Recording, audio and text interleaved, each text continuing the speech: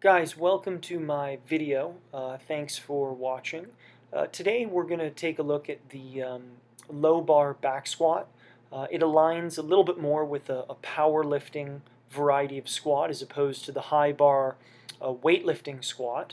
We'll go through, take a look today at the technical model and assess a bunch of different factors that go into making up this squat.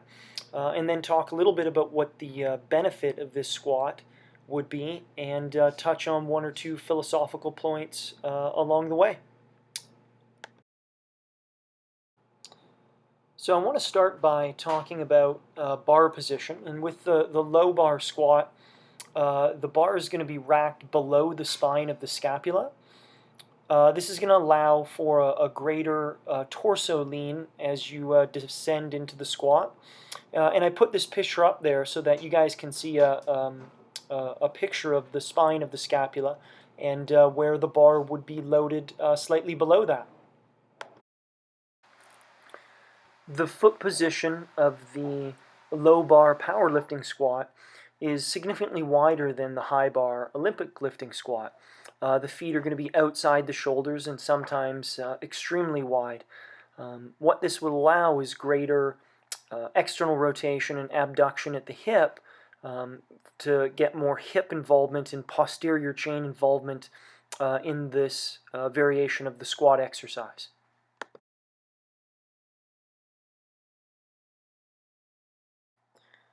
During the lowering phase, you'll notice quite a sit backwards into the hip and quite a pronounced forward torso lean. Again, this is really stressing the hip musculature and spinal stabilizers.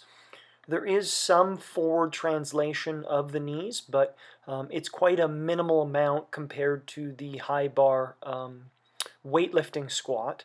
And you can clearly see that the hip is being emphasized quite a bit more in this squat than the knee.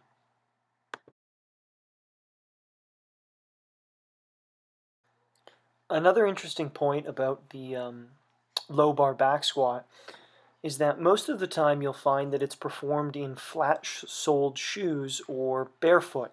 And the reason being is that it really allows you to keep the weight balanced, ball of the foot through the heel, and to sit back on the heels and back into the hips. Whereas the high bar Olympic lifting squat, oftentimes it'll be done in weightlifting shoes.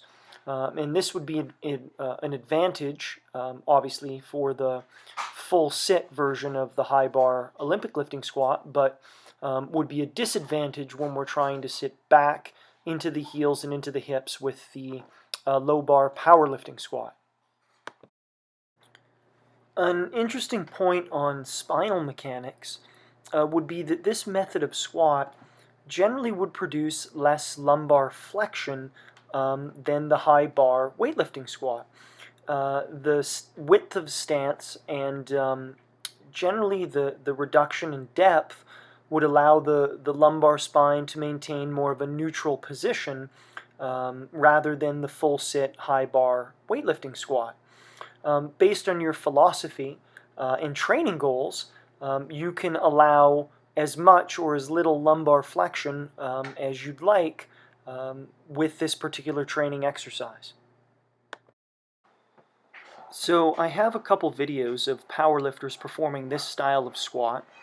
As mentioned previously, you'll notice the low bar position below the spine of the scapula, increased forward torso lean, quite a pronounced sit back into the hips, increased external rotation and abduction at the hips, less anterior translation of the knee, and generally less depth than the